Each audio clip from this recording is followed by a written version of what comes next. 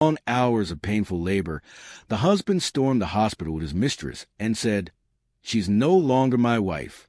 This one beside me is the woman I love. Discharge her. I'm taking care of only one woman now." The room froze. Nurses stopped in their tracks.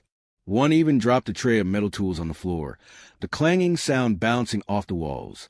The young woman on the hospital bed, her legs still weak from hours of pushing, could barely lift her head. Tears gathered in her eyes as her body trembled. Not from childbirth this time, but from betrayal deeper than any pain she had ever felt. The baby she had just given life to let out a weak cry from the nearby cradle, as if feeling the tension in the air. Her mother, seated beside her, stood up in rage. "What did you just say?" The man didn't flinch. He held the other woman's waist tight, proudly, shamelessly. The mistress chewed gum, smiling with her arms folded like she was watching a soap opera. "You heard me," the husband said. "I'm not here for her. I'm here to take my real woman home." The mother's voice thundered through the hospital corridor. "God will judge you, Colonel." But it was too late. What Colonel did next left everyone in the hospital speechless. It started 5 years ago, on a hot Saturday afternoon, in a small 2-room apartment in Mushin, Lagos. Esther, a young woman in her early 20s, sat on a stool outside her house, peeling yam. She was humming a song from church when a young man in a blue shirt and black trousers walked past, sweating heavily, carrying a Ghana must-go bag. "Good afternoon," she said politely. The man turned, surprised by her voice. "Afternoon," he replied. "Do you know where house number 8B is?" She smiled. "That's 2 houses away. Just walk down, then turn right." "Thank you," he said, and smiled back. That smile would change her life. His name was Colonel. He had just moved into the neighborhood, renting a room in a Face Me FSU compound. He was working as a mechanic, trying to gather himself after a failed business in Ibadan. Over the next few weeks, they started seeing each other more often. He would fetch water for her, help her carry heavy things from the market, and always had something funny to say. Esther, who lived with her widowed mother and younger brother, soon found joy in Colonel's presence. One evening, while walking home from church, Colonel asked, "Esther, do you ever think about leaving all this behind? Like having a better life?" She nodded slowly. "Every day. I want to be somebody. I want to have a family, a good man, a home." He looked at her. "Let's build that together." That was the beginning. Before long, they were a couple. People in the neighborhood admired them. Colonel worked hard, sometimes fixing cars late into the night just to make extra money. Esther worked as a cleaner in a small private school. They supported each other, planned together, and even started saving up to rent a better apartment. Then, one rainy evening, Colonel dropped a tiny ring into her cup of tea.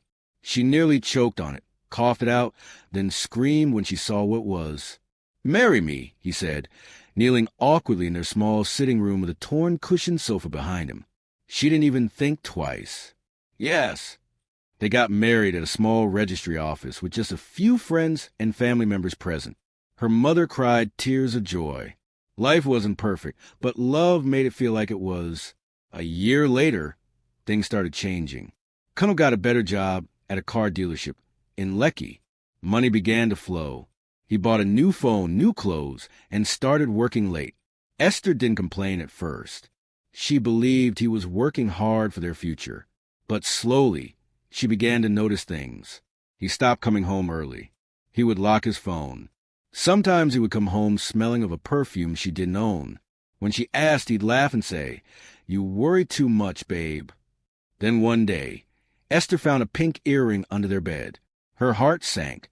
She didn't own anything like that. "Whose is this?" she asked, holding it up when Colonel came home. He looked at it like it was a piece of trash. "How would I know? Maybe it's your own." "I don't have pink earrings." "Then maybe it belongs to your mother or a visitor." "No visitor has been in our bedroom." His face changed. "So now you're accusing me? Me, Colonel? After all I've done for this family?" That night, he slept on the couch. Things only got worse. She found lipstick stains on his shirt, hotel receipts in his jeans, and once She even saw a flirty message pop up on his phone.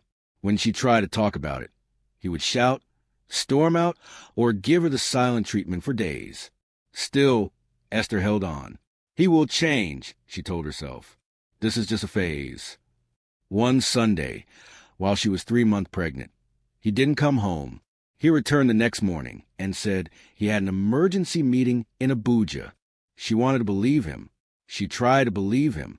But deep down, a cold wind was blowing through her heart. As her pregnancy grew, so did the distance between them. He stopped attending doctor's appointments. He missed her baby shower. He didn't even touch her belly once. Never said things like, "I can't wait to meet our baby." It was as if the child didn't exist in his world. Still she smiled. Still she prayed. Then the day of labor came. It was 2 a.m. Her water broke while she was in the kitchen. Her mother rushed her to the hospital. She was screaming in pain. Cry for Cunnel. They called him. He didn't pick. They texted. No reply. He didn't show up. Not even in the morning. Not even by afternoon. 12 hours passed. Esther pushed with all the strength she had. Her legs were numb. Her back felt like it was on fire. The nurses kept telling her to breathe. Her mother held her hand and whispered prayers. It felt like death was dancing beside her, laughing in her ears. Finally, after what felt like forever, the baby came out, a healthy baby girl with a loud cry. The room was filled with joy. Esther cried, but not just from relief. She was crying because she wished the father of her child was there to see this miracle. Then, 2 hours later, the hospital doors flung open. Cunnel walked in, wearing designer clothes, gold chains shining, and holding hands with a young lady in high heels and a red wig. Nurses turned their heads. Doctors exchanged confused glances. He walked straight to Esther's bed, looked at the baby, and then looked away like she was nothing. "I'm not here for her," he said loudly. "This one beside me is the woman I love now. Discharge Esther. I'm not responsible for her anymore." Gasps filled the room. Esther's mother stood up, eyes burning with anger. "You must be mad, Cunnel. Is it juju that has taken your brain?" The mistress blew a bubble of gum and popped it. "A beg shift, old woman," she said, chewing louder. The nurse looked at Cunnel in disbelief. "Sir, your wife just gave birth. She needs rest and medical attention." "She's not my wife anymore," Cunnel shouted. "Don't call her that again. From now on, whatever happens to her is not my business." The baby let out another cry. Esther closed her eyes slowly, her lips trembling, tears running down her cheeks. But just when everyone thought the shock was enough, Cunnel reached into his pocket, pulled out a brown envelope, and threw it on the bed. "That's the divorce paper. I've signed it. It's over." And in that moment, something happened that no one expected. Suddenly, Esther's mother lunged forward and slapped Cunnel so hard. The sound echoed through the hospital room like thunder. The mistress screamed and staggered backward, almost slipping on the clean tiles. "You will not disgrace my daughter like this," Mama shouted, trembling with rage. "After all she has suffered? After all the pain she went through to bring your child into this world, this is how you thank her." The nurses quickly rushed in to separate them. One nurse carried the crying baby to safety, while 2 others helped Esther sit up in bed. She was shaking, her lips pale, her hands cold. She looked at Cunnel like she was staring at a stranger. Cunnel wiped his cheek, his ego more bruised than his face. "If you think I'll stand here and let anyone slap me, you don't know me." "You don't know me either," Mama fired back, standing her ground. "You are a disgrace to manhood, a useless, heartless boy." The mistress, clearly embarrassed, grabbed Cunnel's arm. "Let's go, Jer. I told you this place is too raz. Let them enjoy their poverty." As they turned to leave, the baby let out another loud cry. Cunnel paused for a second. His eyes met Esther's. For a brief moment, something like guilt flickered in his eyes, but it vanished just as quickly. He turned his back and walked out. The room was silent. Mama rushed to Esther's side. "My daughter, please don't cry. We're here for you. You're not alone." Esther didn't say a word. She simply stared at the brown envelope beside her. the divorce paper that was thrown at her like garbage. 3 years before this terrible day, Esther had just finished her national service and was full of dreams. She wanted to become a teacher, save money, and maybe start her own school one day. Her father had passed away when she was a teenager, and her mother worked hard to raise her and her younger brother, Daniel, who was still in secondary school. They didn't have much, but they had peace. That peace became sweeter when she met Cunnel. At first, Cunnel was everything she had ever wanted. He was kind, funny, and hardworking. He helped Mama with errands, played football with Daniel, and would surprise Esther with gala and cold malt after a long day. During their courtship, he would always say, "As soon as I make it, I'll take you to Dubai. We'll ride camels and live in the sky." Esther would laugh and say, "Even if we never leave Lagos, I'll be happy with you as long as you love me." They had dreams, small dreams, but full of hope. She never imagined those dreams would turn into nightmares. 6 months after their wedding, Cunnel started acting strange. He started spending money on flashy clothes. He came home smelling of alcohol and smoke. When Esther tried to talk to him, he would say she was nagging. One night, he didn't come home at all. When he returned the next morning, he claimed he had car problems and slept at the workshop. But his eyes were red, his clothes rumpled, and his breath smelled like a nightclub. Still, Esther forgave him, over and over again. Her love for him was deep. She believed people made mistakes. She believed in second chances. She didn't know Cunnel had started dating Blessing, the mistress who would later follow him into the hospital. Blessing was loud, flashy, and full of herself. She worked as a hostess at a popular bar on the island. She was everything Esther wasn't. One day, Esther saw her picture on Cunnel's phone, hugging him tightly, kissing his cheek. She confronted him. "You've been cheating on me?" He didn't deny it. "What if I have?" he replied coldly. Esther was stunned. "So you don't even feel sorry?" He laughed. "Look, you're too boring, Esther. All you care about is church and cooking. I need someone who makes me feel alive." That night, she cried herself to sleep. Mama noticed her swollen eyes the next day. "Is everything all right?" she asked. Esther shook her head. "It's nothing, Mama. I'm just tired." She lied to protect him. She lied to protect her marriage.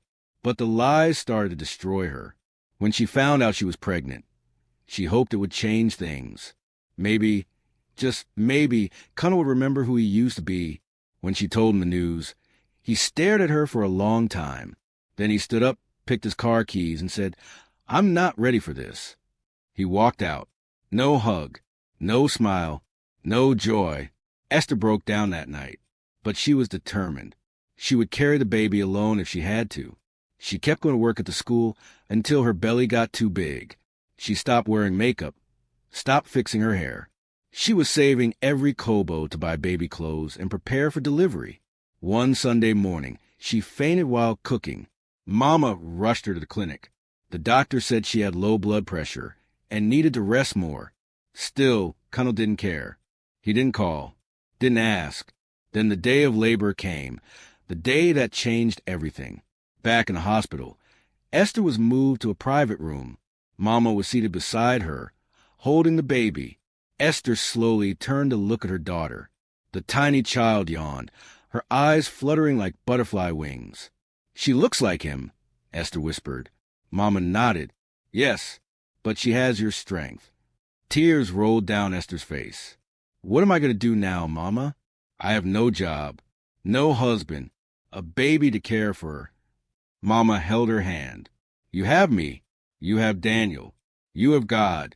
And most importantly, you have yourself. You're stronger than you think. My daughter." The baby let out a tiny cough, then wrapped her fingers around Esther's thumb. Esther looked at her baby and took a deep breath. "I'll fight for you," she whispered. "Even if I have to start all over again, I'll fight for you." Mama smiled. "That's the Esther I know." Just then, a nurse rushed into the room, looking frightened. She whispered something into the ear of the head nurse, who gasped and ran out immediately. Mama turned to Esther, her face filled with worry. "What's going on?" The nurse turned to them, looking pale. "Madam, Something has happened at the front gate of the hospital. You won't believe who's lying there, bleeding. Esther's heart stopped. Who? The nurse hesitated.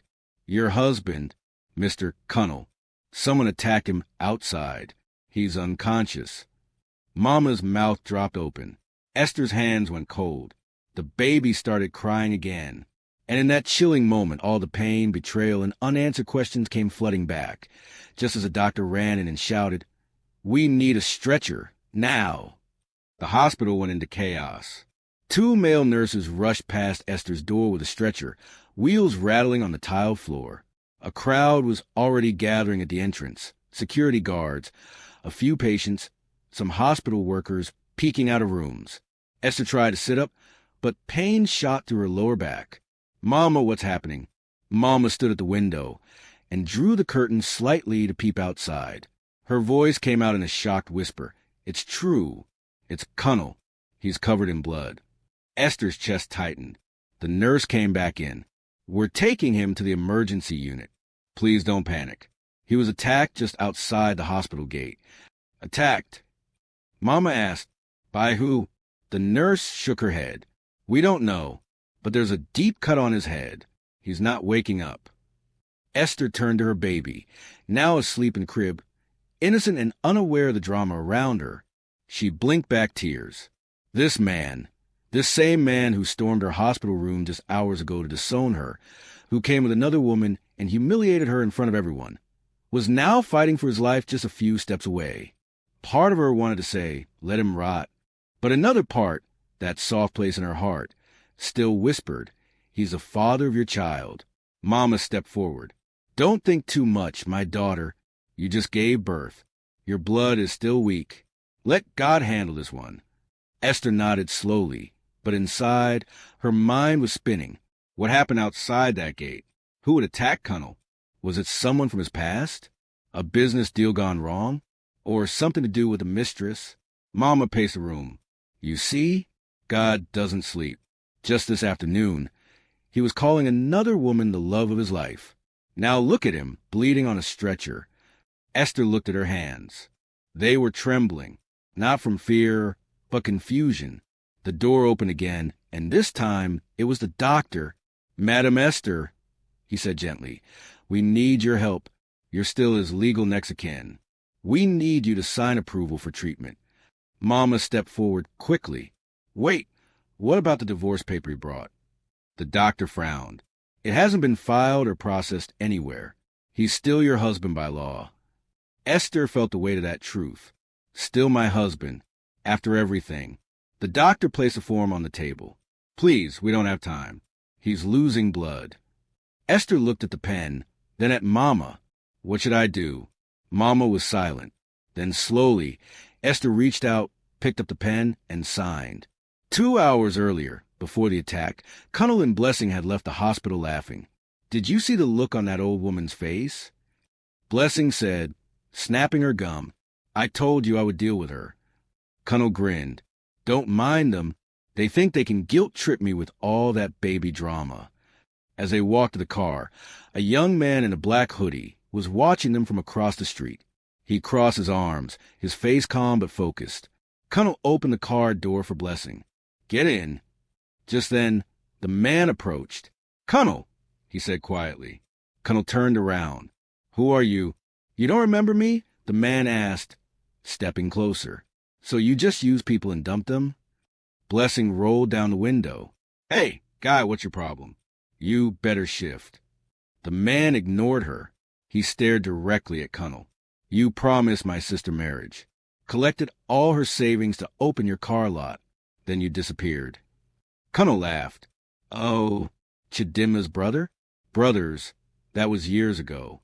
You people are still bitter about that small money." "Small money?" the man repeated, his voice cold. "She died from depression 2 months after you left." Cunnell stopped smiling. The man took one more step forward. "You took everything she had. Then you dumped her. She cried every night until her last breath." "Look, if you want money, I can give you something." "No need to act like a madman," Cunnell said, his voice rising. Blessing stepped out of the car. "If he tries anything funny, Cunnell, I swear. Before she could finish, the man reached into his jacket, and everything went silent. In a flash, Cunnell fell to the ground, blood pouring from his head. A rusted metal rod clanged beside him. Blessing screamed at the top of her lungs, dropping her purse and running back toward the hospital, screaming for help. The attacker walked away calmly, blending into the crowd as chaos broke out. Security guards ran outside. Someone called the police. Nurses rushed in with a stretcher, and that's how Cunnell landed in the emergency room, bleeding, broken, and unconscious. Back in the hospital, Esther sat quietly while the doctor examined her baby. "She's healthy," he said with a smile. "Strong heartbeat. You did well." Esther smiled faintly. "Thank you." The doctor looked at her. "Do you want to know something funny?" She looked up. "What?" "Your daughter's name will carry more power than her father's ever did. You'll see." Esther let that sink in. She hadn't even picked a name yet. She had wanted Cunnell to be part of that moment. But now everything had changed. Mama was sitting in the corner, humming a worship song softly. Suddenly, the door opened. It was a police officer in uniform. "Good evening, Ma," he said. "I'm here to ask you a few questions about the attack on Mr. Cunnell." Esther sat up. "Me?" "Yes. You're still listed as his wife. We want to know if he had any enemies you're aware of." She glanced at Mama, then back at the officer. He had business issues, and he was cheating. The officer nodded, scribbling in his notebook. "Do you know anyone named Chidinma?" Esther froze. "No," she said slowly. "But I think he mentioned someone like that once. Years ago." The officer looked at her. "Well, we believe this may have been a revenge attack. There was a man seen fleeing the scene, possibly connected to a woman Cunnell dated in the past." Esther looked at her baby again, heart pounding. Suddenly, the officer's radio buzzed. He picked it up and spoke briefly. His face changed. "Excuse me," he said, turning quickly and leaving the room. Esther and Mama looked at each other. "What's going on again?" Mama asked. Esther's lips were dry. "I don't know." 5 minutes later, the doctor came running into the room again. His words hit the room like a hammer. "He's awake, but there's a problem." Esther's chest tightened. "What problem?" The doctor took a breath. "He doesn't remember anything. He's asking who he is. He doesn't even recognize his own name." Mama stood up in shock. "You mean he lost his memory?"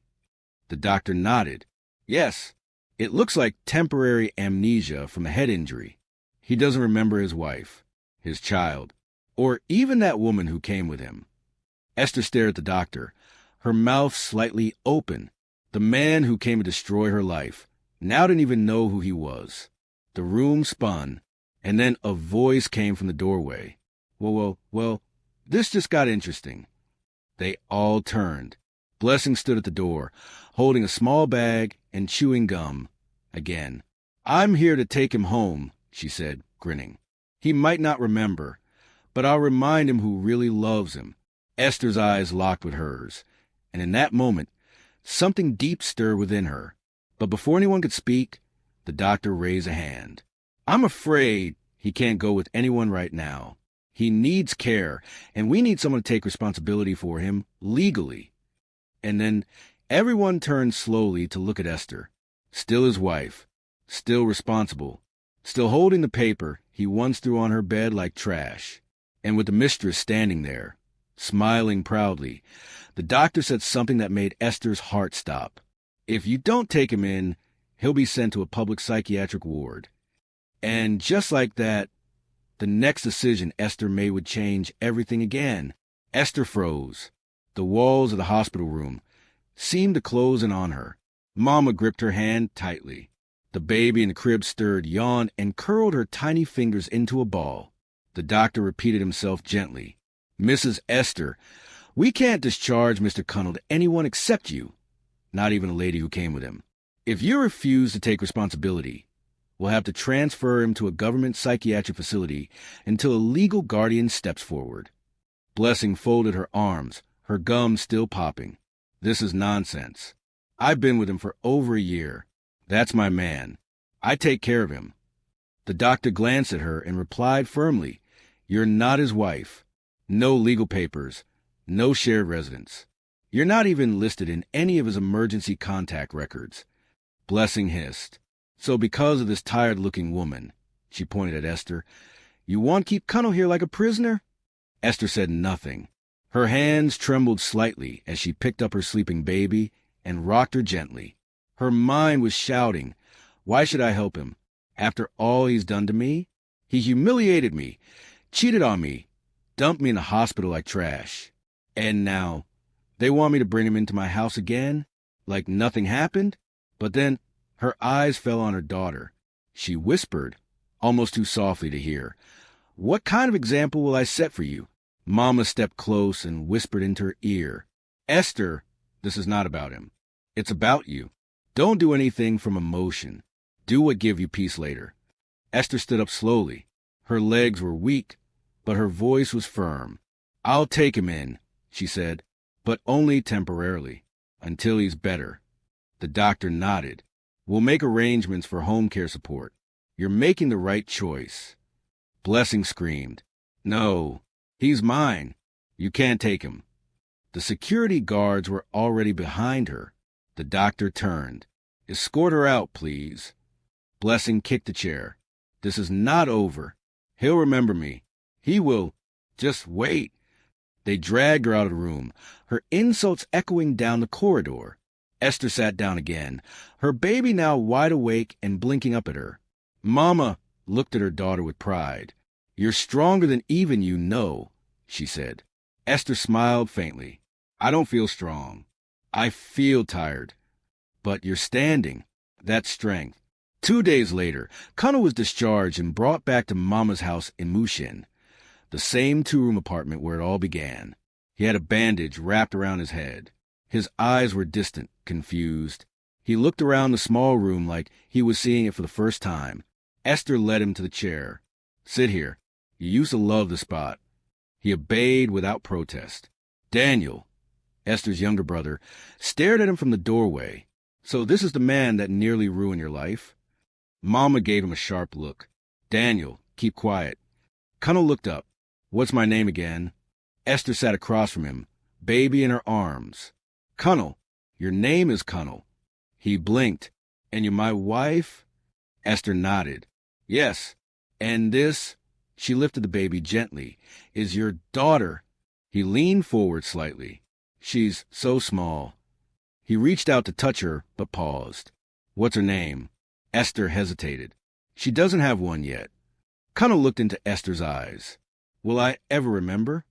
Esther didn't answer. The doctor had warned her that memory loss like his could last weeks, months, or never reverse at all. But sometimes a smell, a song, or a place could bring everything back. He might wake up one day and remember everything, including the pain he caused. Mama brought in a bowl of hot oji and akra. "Here, eat something." He smiled shyly. "Thank you, Ma." Mama chuckled. You've forgotten who you are, but not how to use manners." "Interesting." Everyone laughed softly. For the next few days, the house was quiet. Cunnel acted like a polite visitor.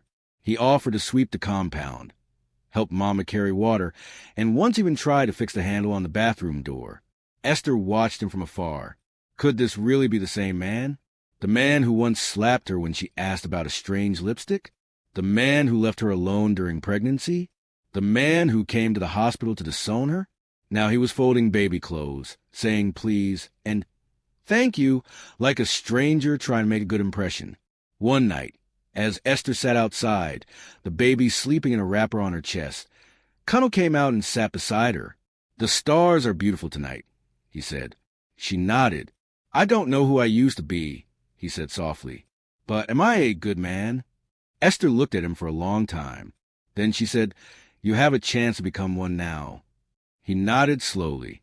"Thank you for taking me in. You didn't have to." She stared up at the sky. "I did it for my daughter. She deserves peace, even if we didn't have it." They sat in silence. But inside Esther's heart, something was still unsettled. She didn't trust this peace. It felt too easy, too quiet. And that night, her fears came true.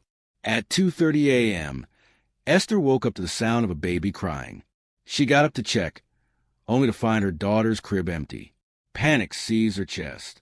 She rushed into the next room. No baby. She ran to the kitchen. Empty. She turned to shout for Mama when she noticed something strange. The front door was slightly open. Her legs nearly gave way. She stepped outside barefoot, heart racing. And there, at the corner of the street, standing under the flickering streetlight, was Cunnel. And in his arms, the baby. But he wasn't alone. A black car had pulled up quietly beside him. The back door opened, and out stepped Blessing. Esther's scream tore through the night. "Cunnel, what are you doing with my child?" Cunnel turned slowly, holding the baby awkwardly in his arms. His eyes were wide, uncertain, like someone sleepwalking. He looked from Esther to Blessing, then back at the child. Esther ran barefoot across the dusty street, her heart pounding so hard it felt like it would explode. "Give me my child, Cunnel. What are you doing?" Blessing stepped in front of him, grinning in the darkness. "Relax now. We just came to help him remember what he forgot." Esther stopped a few steps away, panting, fear racing through her veins. "You're mad. You think kidnapping my child will bring back his memory? Get her back before I scream this whole street awake." Cunnel blinked, confused. "Blessing, she said this is our baby." Esther's mouth dropped open. "What?" Blessing giggled, running her fingers through her long fake lashes. "Oh, I told him everything. I said we're a happy couple, that you tricked him into marrying you. I even said the baby is mine and his." "You're insane," Esther whispered, trembling. Blessing leaned closer, whispering loudly. "Am I? Or are you just afraid he'll believe me more than he believes you?" Esther lunged forward, but Cunnel stepped back, holding the baby tighter. "Don't come close," he said, voice shaking. I don't know who to trust." Esther held her hands up. "Okay, fine. Let's talk. Please, Cunnel, just give me the baby first. She's cold and she's hungry. She needs me." The baby whimpered softly, moving her tiny arms. Cunnel looked down at her, clearly unsettled. "She looks like me," he murmured. "Yes," Esther said gently, inching closer. "She's yours. Her name is Hope." He blinked again. "Hope." Blessing scoffed. "Cunnel, don't listen to her. You've always hated that name. Come inside the car. Let's go home, baby." Esther stared into his eyes. "Please, look at me, deep in your heart. Don't I feel familiar? Don't you remember all the nights we stayed up dreaming about a better life? You used to say we'd ride camels in Dubai, remember?" His face twitched. She took another step. "And do you remember that ring? The one you dropped inside my tea?" He blinked fast, his grip loosening.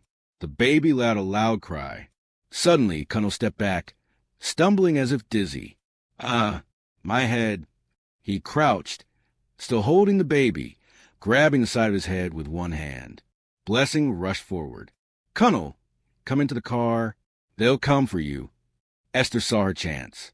In one swift motion, she reached the baby and scooped her gently into her arms. "I've got you," she whispered. Blessing screamed. "You witch? You planned this." The car door slammed as the driver came out. He was a huge man in a black hoodie, face rough and scarred. Esther's heart stopped. Mama had stepped outside by now, shouting down the street. Lights were coming on in neighbors' windows. The compound security man ran out in his wrapper, holding a long stick. The driver shouted, "Let's move now, or we go down with her." Blessing panicked. Let's go." She yanked Cunnel by the shirt. "Get in the car." But Cunnel pulled away from her with surprising strength. "No." Everyone froze. He turned to Esther, eyes full of confusion and something else. Fear. "I don't know who you are," he said slowly, "but I feel safer here." Esther clutched the baby to her chest, tears falling down her cheeks. Blessing was shaking with rage. "You fool! After everything? After all I did for you?" She turned and slapped Cunnel across the face. Before anyone could react, the security guard charged at her with a stick. The driver pulled her back into the car, and they sped off into the night. Tires screeched. Neighbors came running. Someone shouted, "Call the police!" Esther stood still, her legs weak, her baby wailing. Mama rushed to her, wrapped her arms around her daughter and granddaughter. Colonel dropped to his knees, holding his head. "I don't understand," he said, trembling. "Why? Why did she lie to me? Why was she trying to take the baby?" Mama looked at him with a cold stare. "Because she doesn't love you. She only wanted to finish what you started. Destruction." He buried his face in his hands. Esther didn't say a word. She walked slowly back into the house, her baby clutched tightly to her chest. Each step felt like she was walking through water, heavy, tired, shaken, but alive. The next morning, the compound was buzzing with gossip. Mama had already reported the incident to the police. They promised to investigate and arrest Blessing for attempted abduction. But in Lagos, promises from police sometimes dissolve like salt in rain. Esther sat in the room, holding baby Hope, feeding her slowly. Colonel came in quietly and sat across from her. "I don't expect you to forgive me," he said, "but I want to say thank you for saving me." Esther looked at him. "I didn't do it for you. I did it for her." He nodded slowly. "I think," he said, "some memories came back last night. Just flashes. Your face. The wedding. Something about a yam and tea." Esther blinked. "The proposal." "Yes," he whispered. I think I remember dropping a ring in your tea. You choked." She let out a soft laugh. "I almost swallowed it." He smiled, then frowned. "I also remembered shouting at you, pushing you away. There was crying and pain." "Yes," she said quietly. "There was a lot of pain." "I'm sorry," he said, voice breaking. "I didn't know how bad I was. But now that I've lost my name, my memory, my pride, I see things differently." Esther looked into his eyes. "What do you see now?" "I see you, the real you, the woman who stood beside me when I was nothing, who gave me everything. And I see how badly I failed you." She turned away. "I don't need your apology, Colonel. I need to protect my daughter. That's my only focus now." He lowered his head. "I understand." Then came a knock on the door. It was Daniel, holding a white envelope. "Someone left this outside. It doesn't have a name." Esther took it and opened it carefully. Inside was a photo of Blessing and a man she didn't recognize, sitting together in a car, holding stacks of cash. Written on the back in messy handwriting were the words, "She's not who you think she is, and you were never the only one." Esther stared at the photo, heart pounding. "What does it mean?" Daniel asked. Esther shook her head slowly. "I think someone is warning us." She passed the photo to Colonel. He stared at it in silence. And just as he opened his mouth to speak, the front gate burst open. A police officer ran in breathless. "Madam, you have to come with me now." Esther stood up. "What's going on?" The officer looked around, sweat dripping down his face. "It's Blessing. She's been arrested.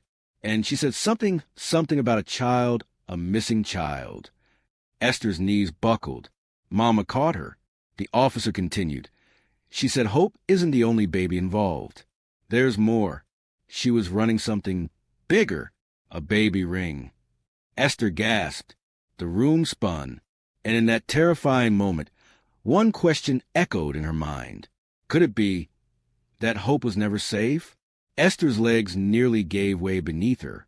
She clutched the edge of the plastic chair beside her to steady herself. The officer's words rang in her ears again like a loud bell. A baby ring. Colonel stepped forward, confused. "What do you mean by that? What child trafficking?"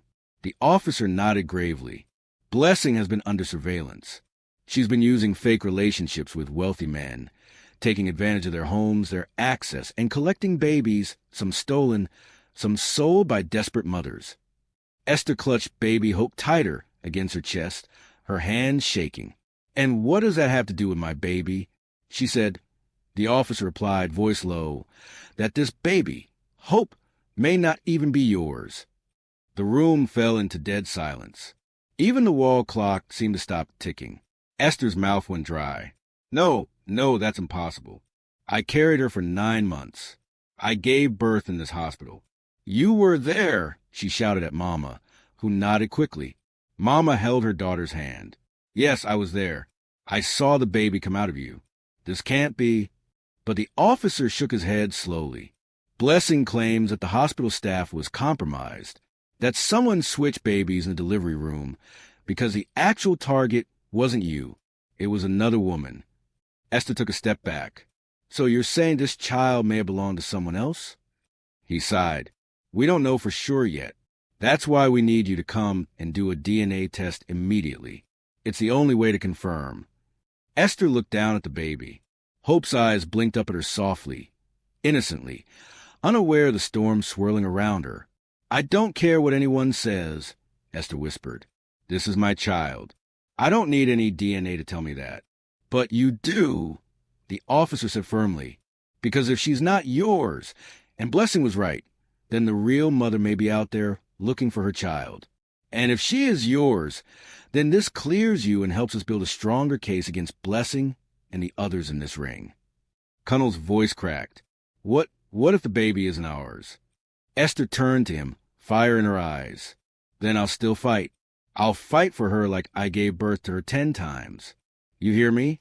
He nodded silently. Mama, whispered a prayer under her breath. I'll go, Esther said. Let's do the test. The hospital was crowded that afternoon. Esther held Hope tightly as they waited in a small, dimly lit side room. A nurse came to collect cheek swabs, one from Hope, one from Esther, one from Cunnell. We'll have results within 48 hours, the nurse said softly. Esther's heart ached like it was being twisted. She hadn't slept. She hadn't eaten. She couldn't, not until she knew for sure. As they left the room, they passed another young woman, seated in the hallway, her face buried in her hands. She looked broken, lost, alone. Esther paused. She recognized that look. Are you okay? Esther asked gently. The girl lifted her head. Her eyes were swollen from crying. They said my baby might be here. She was taken from me 2 weeks ago. I gave birth on the roadside. I passed out. When I woke up, she was gone. Esther felt something twist in her chest. What's your name? Chioma. Chioma, Esther repeated softly. What did your baby look like? She had a small birthmark under her left eye, a tiny and thick hair just like mine. She touched her own full afro. Esther's hand trembled as she lifted Hope's blanket. Her heart stopped. There it was, a small dot under Hope's left eye. She gasped, covered the baby again quickly, and staggered backward. No. Chioma didn't notice. She had already dropped her head back into her hands. Cunnell saw it too. She has the mark, he whispered. It's true. Esther's vision blurred. The world spun. She ran outside into the hospital courtyard and sat on a bench. The baby whimpered in her arms. Mama followed quickly, wrapping her arms around her. We don't know for sure yet. Let's wait for the results. But what if it's true? Esther cried. What if she's not mine? Then God will give you the strength to face it. You didn't carry her in your womb for nothing. If she was meant to be with you, even if the world tries to separate you, she will stay. Esther sobbed into Mama's arms. 2 days later, the results came. The doctor handed Esther the envelope in the small waiting room, the same room where she had first held Hope after delivery. She opened it with shaking hands. Her eyes scanned the page. She dropped the paper. Cunnell picked it up and read it aloud. Child and mother not biologically related. Esther gasped. Her knees buckled.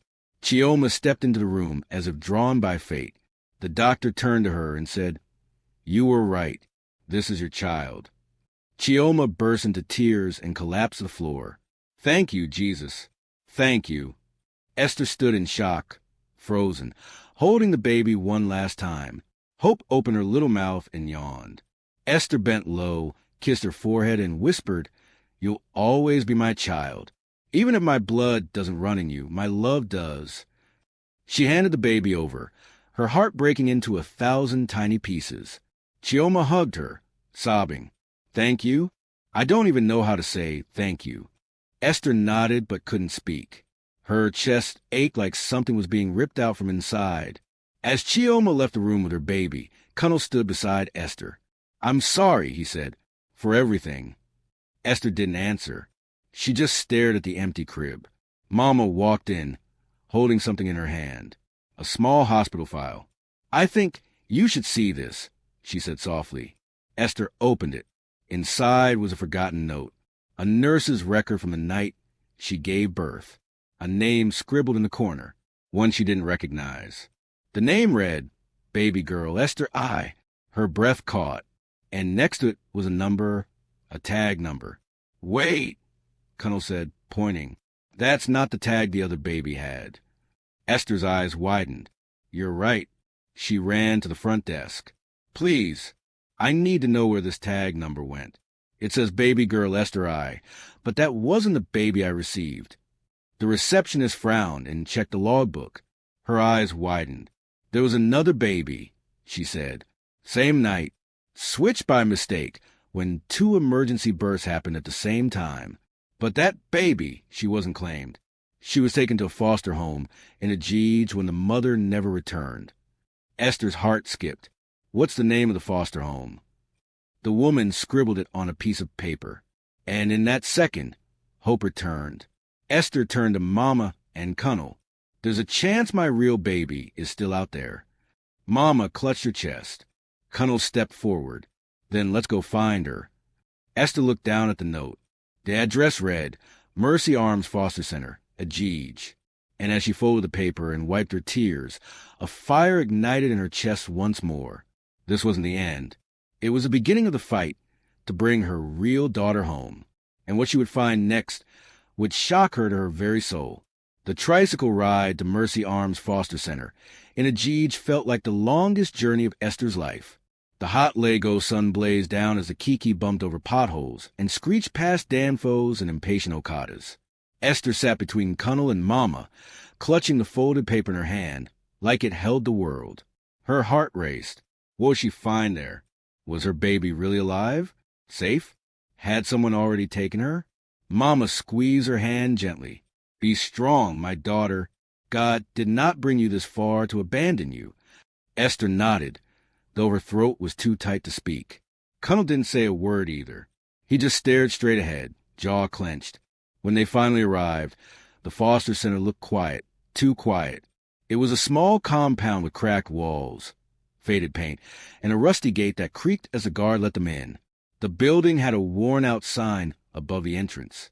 Mercy Arms, a place for little angels.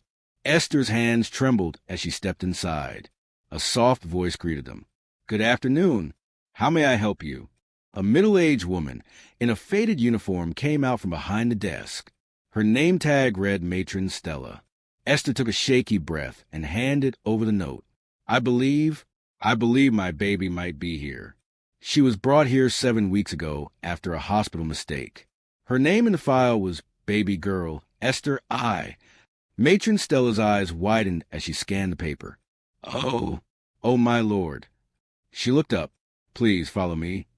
Esther's legs were weak. Her feet moved like they were made of stone as she followed Matron Stella through a narrow hallway, past rooms filled with small cribs, toys, and quiet whimpers. And then she stopped at a white door. "She's in here," the matron whispered. Esther's heart pounded. Her palms were sweating. The door opened. There, on a soft mattress, lay a tiny baby, wrapped in a peach blanket, fast asleep, her chest rising and falling gently. Her skin glowed like polished bronze. Her hair was thick and full, and under her left ear was a small, heart-shaped birthmark. Esther gasped. Tears burst from her eyes as she fell to her knees beside the crib. "This is her," she whispered. "This is my baby." Mama's eyes filled with tears. Cunnell looked stunned. "Are you sure?" Matron Stella asked softly. Esther nodded. "That birthmark. I saw in my scan. The doctor showed it to me before I gave birth. She said it would be there." Cunnell knelt beside her. "She looks like you." Esther reached out, lifted the baby gently into her arms. The baby stirred and opened her eyes. Dark, round, beautiful eyes. Esther laughed through her tears. "Hello, my angel." The baby let out a small yawn, then smiled. Matron Stella placed a hand over her chest. Well, I think that confirms it. But, Connell added quickly, can we do a DNA test to be sure? Stella nodded. Yes, it's protocol anyway. But from what I see, I believe this child belongs to you. Esther kissed the baby's forehead. Even if the test said no, I'm not leaving without her. 2 days later, the DNA results confirmed it. 100% match. Esther danced around the small sitting room in Mama's house, singing songs of praise. Mama clapped her hands with joy. Connell carried the baby, now named Grace, and couldn't take his eyes off her. She's really ours, he whispered, his voice thick with emotion. Esther turned to him, her eyes glowing with something new. Not love, not hate, but peace. Now you know what you almost lost, she said gently, and what I've been fighting for. Connell nodded. I'll never be able to repay you for everything, but I want to try. Esther looked away. Let's not talk about repayment. Let's talk about rebuilding.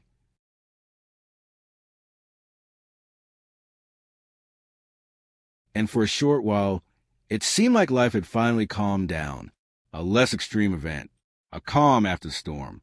Esther focused on bonding with baby Grace. She sang to her, bathed her in warm water every morning, and fed her mashed pawpaw under the mango tree outside. Grace laughed a lot, especially when Daniel made silly faces. Even Connell tried to help. He offered to run errands, help Mama with the cooking, and began fixing broken things in the house. Doors, chairs, the radio. But something wasn't right. Late one night, Esther overheard a phone conversation. Connell was in the corridor, whispering. She stepped closer and heard. Yes, I told her I've changed. It's working. Soon I'll be back in full control, and she won't even see it coming. Esther's blood went cold. She stepped back into the shadows, her heart racing. Was it all a lie? Was he pretending just to win her trust again? She stayed up all night, eyes wide open, holding Grace to her chest. The next morning, she pretended everything was fine, but inside, a fire was building. She needed to find out who Connell was talking to. That same evening, when he stepped into the bathroom to shower, Esther quickly picked up his phone. It had no password. Her hands trembled as she opened the recent calls. One name stood out. Unknown contact, 3 minutes. She clicked it. A text message popped up. When are you returning to Blessing? She's out on bail. You promised you'd bring the baby. Stop wasting time. Esther nearly dropped the phone. She covered her mouth to stop from screaming. Blessing was out. Connell was still in contact. He had planned everything. Esther rushed into Mama's room and locked the door behind her. She showed her the phone. Mama stared at the screen, her face turning pale. That boy is a snake in human skin. We have to act fast, Esther whispered, before he takes Grace again. Just then they heard a knock. Connell's voice came from the hallway. Esther? Babe? Where are you? She swallowed hard. Then came the words that turned her blood to ice. Where's the baby? I don't see her in the crib. Esther's heart dropped. Mama pulled her close. Don't open that door. Outside. Connell's voice got sharper. Esther, don't play with me. Where's the baby? He started banging on the door. Grace woke up and began to cry. Open this door now or I'll break it down, he shouted. Esther held her daughter tighter. Then she did the unthinkable. She picked up the phone and dialed the police. Hello, she said, her voice shaking. Please, I need help. My husband is trying to kidnap my baby. Again. And just as Connell kicked the door open with all his strength, the sirens began to wail in the distance. The sirens screamed louder, cutting through the night like a knife. Red and blue lights flashed across the windows of the house, throwing everything into chaos. Connell froze in the doorway, one leg already inside Mama's room. Esther stood there, baby Grace cradled tightly in her arms, her back pressed against the wall. Mama stood between them, eyes burning with fire, holding a thick broom like it was a weapon of war. Police are here, Mama hissed. You better run, Connell, or stand and face the consequences. Connell stepped back, stunned. You call the police on me? He whispered, like it was the most shocking thing in the world. Esther, after everything we've been through? Esther's eyes were wide with disbelief. Everything we've been through? You mean the lies? The cheating? The child you disowned? Or the part where you planned to steal her back and hand her over to Blessing? He tried to speak, but nothing came out. The knock on the front door was thunderous. Open up. Police. Daniel ran from the backyard and flung the door open, for officers burst into the house, their boots thudding on the tile floor. That's him, Daniel shouted. That's the man trying to take the baby. Cunnell raised his hands. Wait. No, it's not what it looks like. But one of the officers had already grabbed his arm and pinned him against the wall. Mr. Cunnell, you are under arrest for suspicion conspiracy to abduct a minor. Anything you say can and will be used against you. No, wait. Cunnell struggled. I'm the father. I have rights. Esther stepped forward, baby still in her arms. Not anymore, she said quietly. You lost those rights the day you tried to sell your own child. Cunnell's face twisted with panic. She's lying. She's angry. She's just trying to punish me. The officer holding him pulled out a phone. We already have the message you sent to Blessing, and a voice recording from her, confessing everything. Cunnell's body went limp. Take him, the officer said. As they dragged him outside, Cunnell looked over his shoulder one last time, his voice breaking. Esther, please. I can change. I didn't mean to. But Esther didn't respond. She just looked down at Grace, whose tiny hand had wrapped around her mother's necklace.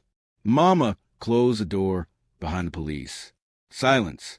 And then Esther collapsed onto the nearest chair, crying quietly, not out of sadness this time, but relief. He's gone, she whispered. He's really gone. Mama placed a hand on her shoulder. God has fought for you. You were too kind, too patient, but now it is finished. Daniel peeked out the window and let out a breath. The whole street saw it. Nobody will ever doubt your story again. For the next few days, the house was calm. Esther's name spread throughout the neighborhood. Women whispered in the markets. That's the girl who stood her ground. That's the one that fought back. Strangers came to visit, bringing baby clothes, Pampers, and small gifts. Some offered prayers. Some cried when they heard the full story. But through it all, Esther remained calm. She held Grace every night and whispered, You're safe now. Nobody will ever take you from me again. And then, one afternoon, a knock came at the door. Mama opened it and froze. Esther looked up and saw a woman standing there, well-dressed, expensive hair, expensive bag, but her face was filled with worry. She stepped forward and said something that made the whole room spin. My name is Mrs. Adele. I'm the biological mother of Blessing. Everyone went still. Esther stood up slowly. What would he mean? Mrs. Adele sighed. Please, let me explain. My daughter Blessing, she wasn't always like this. She was a sweet girl once. But something happened when she was 15. She got into the wrong company. Men used her, damaged her, broke her. She became someone else. Mama folded her arms. And what has that got to do with us? Mrs. Adele looked at Grace in Esther's arms, and her eyes softened. Nothing, except my daughter confessed something before she was taken to court. Esther tensed. What did she say? She said there's one more child, Mrs. Adele said gently. One that wasn't found. A baby boy, switched at the hospital 2 nights before your delivery. Esther gasped. Another baby? She said the nurse who helped her ran off with him when things got too hot. She mentioned a woman called Felicia, a nurse, from that same hospital. Mama's hand flew to her head. Jesus Christ. Esther gripped her chair. So there's another innocent mother out there holding the wrong child? Or maybe without her child at all? Mrs. Adele nodded. Yes, I've already told the police everything. But I want to come here first. To tell you. To ask for your forgiveness. Esther looked down at Grace, sleeping peacefully. She swallowed hard. I forgive you, she said softly. But that doesn't undo what's been done. That other baby, who knows what he's going through now? The room was silent. And then Daniel walked in with a piece of paper. "You won't believe what I just found online," he said, eyes wide. "This nurse, Felicia, she was spotted in Abuja last week. Someone saw her with a baby boy." Esther's heart stopped. Another baby, another life, another broken family. And suddenly, she knew what she had to do. She handed Grace to Mama and turned to Daniel. "Find out where exactly she was seen. Get the contact. I'm going to Abuja." Mama's eyes widened. "You want to chase this again? After everything?" Esther nodded. "I can't sit back and let another mother suffer. I know what it feels like. I have to help." And just like that, she packed her bag. Grace smiled in her sleep. And as the sun began to set behind the dusty roofs of Mushin, a new journey was beginning, one that would uncover even more secrets. And what Esther would find in Abuja would shake her more than anything she had ever faced. Esther stepped off the bus in Abuja with nothing but a small bag, her phone, and a heart full of fire. The air was different, cooler, calmer, but her mind was storming. She had left baby Grace and Mama's care back in Lagos, with a heavy but determined heart. Mama had cried, begged her not to go alone. But Esther had made up her mind. "I have to do this," she'd said, kissing Grace's forehead. "If I don't help find that baby, who will?" Daniel had given her all the details he found. A woman named Felicia, a former nurse from the hospital, had been seen selling herbal medicine in a small market in Nyanya, a bustling area on the outskirts of Abuja. She was always carrying a baby boy strapped to her back. Locals thought the baby was hers, but Esther knew better. This woman was part of Blessing's dark web. She flagged down a Kiki and headed straight for Nyanya Market. As she bounced along the bumpy roads, her heart pounded. What if the baby is gone? What if she's left Abuja already? What if it's a trap? But then she'd look at the crumpled photo in her bag, a printout of Felicia from the hospital's staff records. She couldn't back out now. The market was alive with noise and color. People shouted prices. Motorcycles zoomed past. The smell of suya, fish, pepper, and dust filled the air. Esther began asking around. "Excuse me, do you know a woman called Felicia? She sells herbs, always with a baby." Most people shrugged. Then an old woman selling pepper nodded. "Ah, Nurse Felicia? Yes, nah. She day that corner there, by the mango tree, near the people where they sell second-hand clothes." Esther thanked her and rushed in that direction, weaving through people in stalls. Then she saw her. Felicia, still wearing an old nurse's scrubs as a top, face wrinkled from years of stress, hair tied with a red scarf, sitting on a wooden stool behind a small table of bottled herbs. And on her back, a baby boy. Esther's chest tightened. She walked up slowly. "Good afternoon." Felicia looked up, smiled faintly. "Good afternoon, my dear. You want something for wound cleansing." Esther shook her head. "I want to ask about that baby on your back." Felicia's smile vanished. "What do you mean? Where did you get him?" Esther asked calmly. "Because I think he's not yours." Felicia stood up slowly. "I don't know what you're talking about." Esther pulled the photo from her bag. "I know who you are. You were the nurse in Lagos. You helped Blessing steal babies. You switched them." Felicia's eyes darted around the market like a trapped animal. "Lower your voice, I beg." "I'm not here to arrest you," Esther said softly. "I just want the truth. Is that baby stolen?" Felicia sat back down, wiped sweat from her forehead. She whispered, "Not stolen, abandoned." Esther leaned closer. "What?" Felicia looked down at the ground. The mother, she gave birth in a hospital and ran away. No name, no number. No one came back for the baby. The child was going to be handed to social welfare, but then Blessing said she had a family looking to adopt. I didn't know she was lying. Esther's voice cracked. "Then what happened?" "She told me to bring the baby here to Abuja. She said someone would collect him, but the person never came. I got tired of waiting, and I started taking care of him like he was mine. I've been selling herbs to survive." Esther swallowed hard. "So you don't even know the child's real name?" Felicia shook her head. "Nothing. Just a number on the wristband. I kept it." She opened a small bag and pulled out a baby hospital band. Esther took it and gasped. Hashtag LG 2025-09. She pulled out a paper from her own folder. Daniel had given her a list of all babies born in the hospital the week Grace was born. One of them matched that number. Mother, unknown. Baby, male. Status, missing. Esther's knees buckled. She sat on a stool. What do we do now? Felicia whispered. Esther looked at the baby's face. He had wide eyes, chubby cheeks, and soft brown skin. He stared at her, and then he smiled. Tears filled Esther's eyes. We get a DNA test, and we try to find his real mother. We do the right thing. Felicia nodded slowly. I'm tired of running, she said. I want to fix my life. Esther helped her pack her herbs. They carried the baby to a nearby clinic and ran a DNA sample.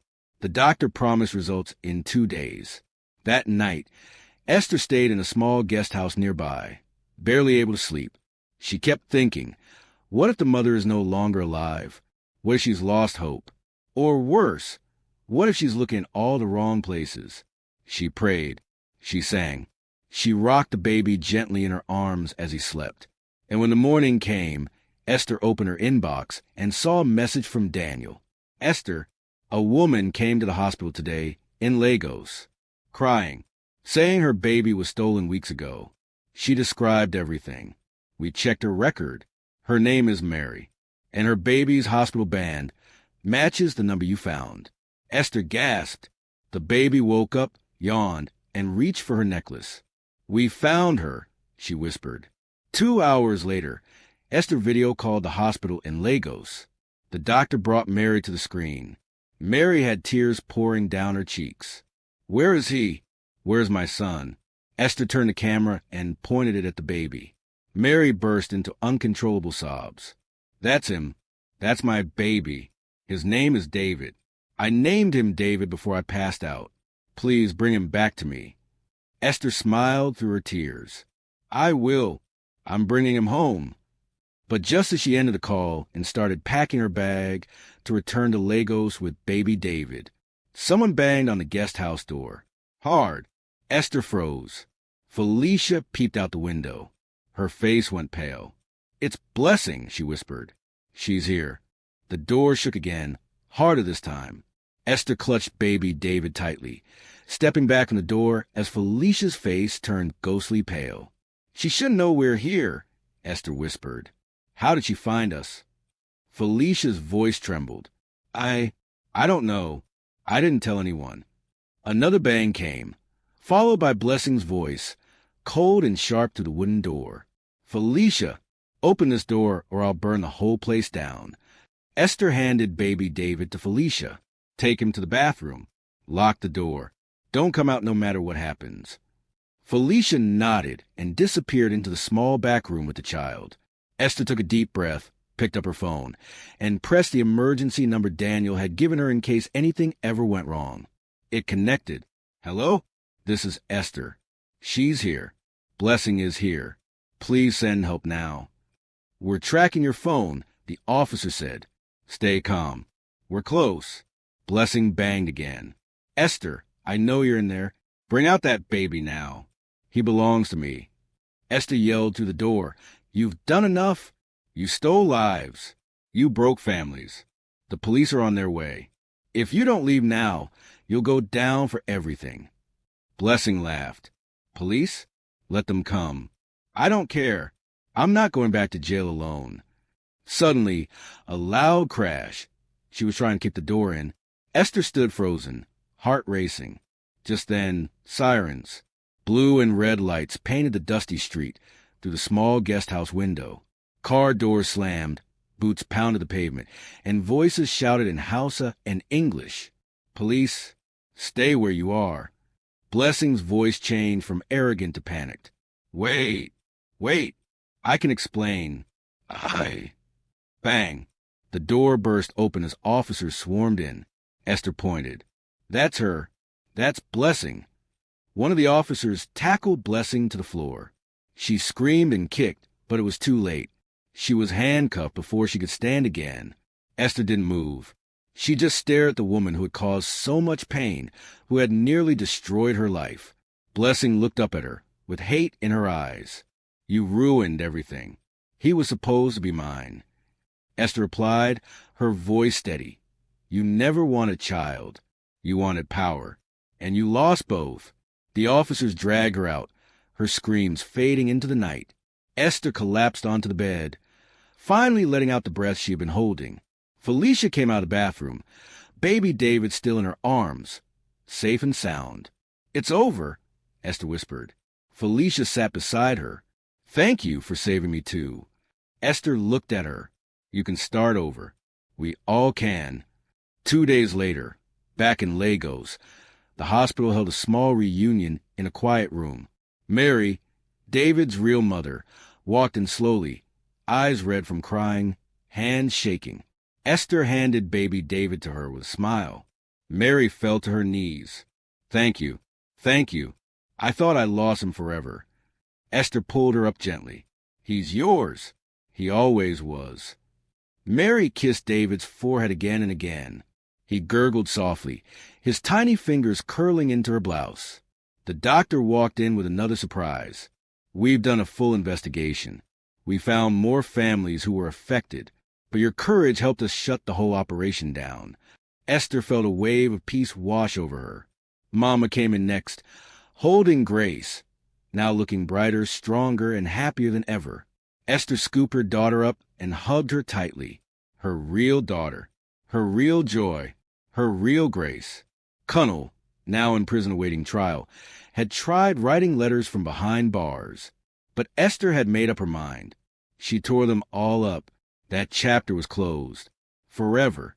Felicia was placed under witness protection in exchange for her full testimony against Blessing's network. She left the state quietly, determined to start a new life far away from the past. As Esther walked out of the hospital that afternoon, Grace in one arm and Mama beside her, the wind felt different, lighter, softer, free. 3 months later, Esther opened her own small creche, Hope and Grace Child Care Center, with help from a few donors who had heard her story.